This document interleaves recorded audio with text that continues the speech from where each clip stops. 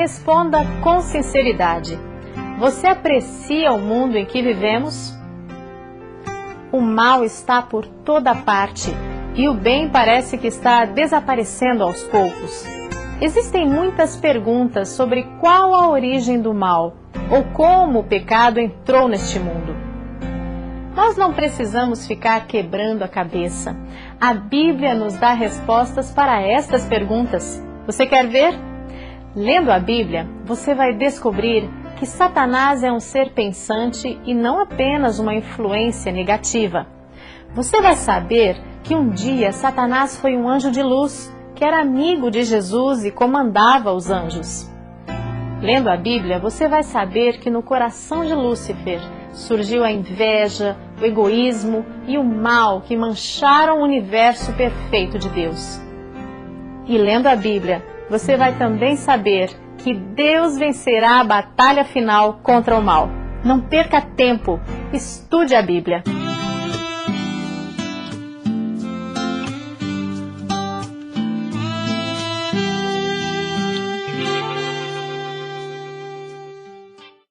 Alguma vez você já se perguntou por que existe dor, tragédia, acidentes, miséria, fome neste mundo? Onde e quando surgiu o mal?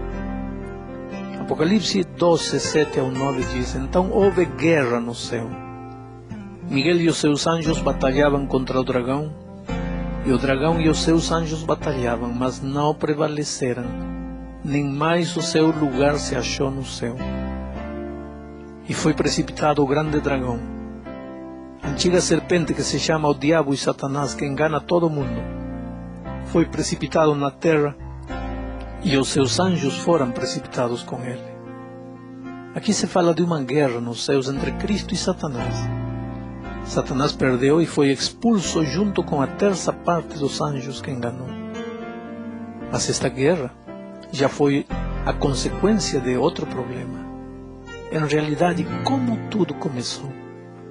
Ezequiel 28, 14 a 17 afirma: Eu te coloquei como querubim da guarda. Estiveste sobre o monte santo de Deus. Andaste no meio das pedras afogueadas.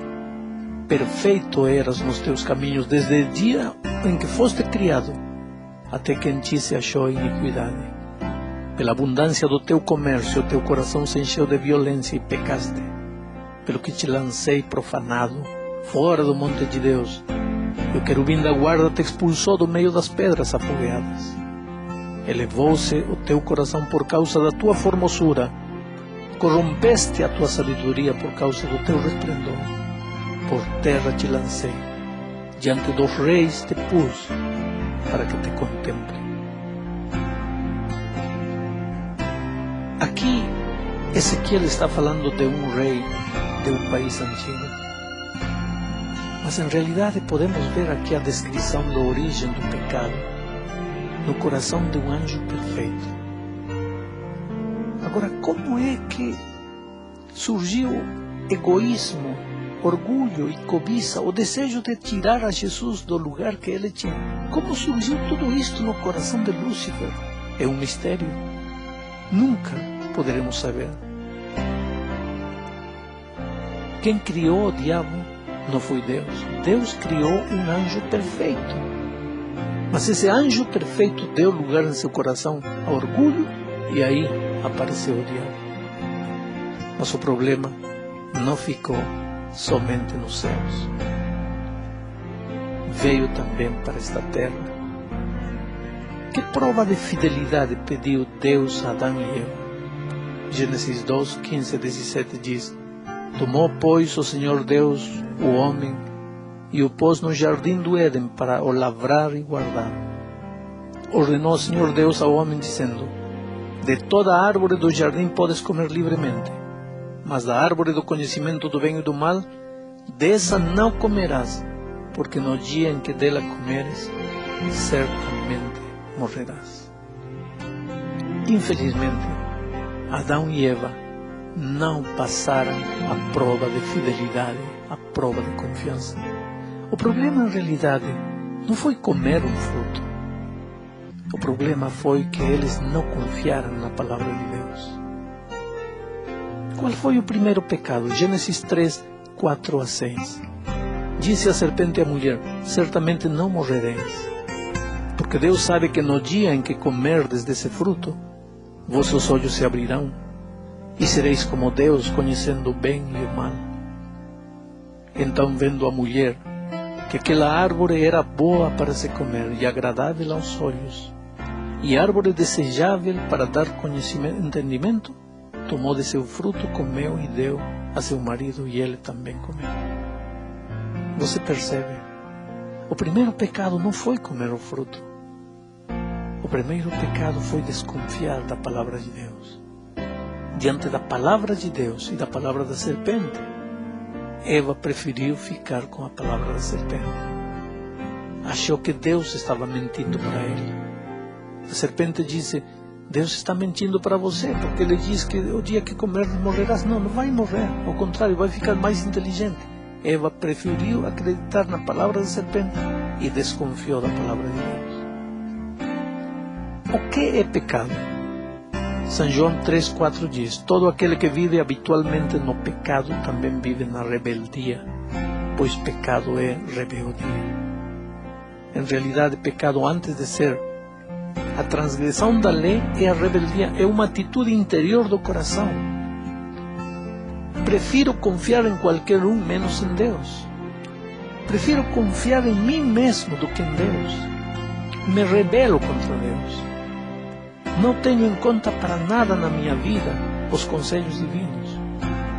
Como consequência disso, acabo transgredindo todos os mandamentos de Deus. A quem se submete uma pessoa quando peca? 1 João 3, 8 diz: quem comete pecado é do diabo, porque o diabo peca desde o princípio. Para isto o Filho de Deus se manifestou, para destruir as obras do diabo. Quer dizer que quando uma pessoa decide pecar, em realidade está se tornando escrava, seguidora do inimigo de Deus. E qual é o resultado final do pecado? Romanos 6, 23 diz: porque o salário do pecado é a morte, mas o dom gratuito de Deus é a vida eterna em Cristo Jesus nosso Senhor.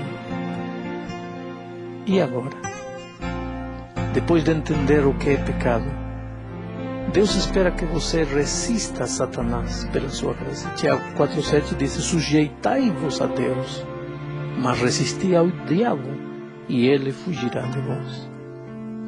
Deus também espera que você não aceite o pecado. Romanos 6,12 diz: não reine, portanto, o pecado em vosso corpo mortal, para obedecerdes às suas concupiscências. Finalmente, Deus espera que você vença com a ajuda dele. Romanos 8,37 diz: mas em todas estas coisas somos mais que vencedores por aquele que nos amou. Jesus é o melhor amigo, é um companheiro leal, com ele não temo perigo, pois sempre venceu todo o mal. Segura minha mão e me ajuda por todo viver.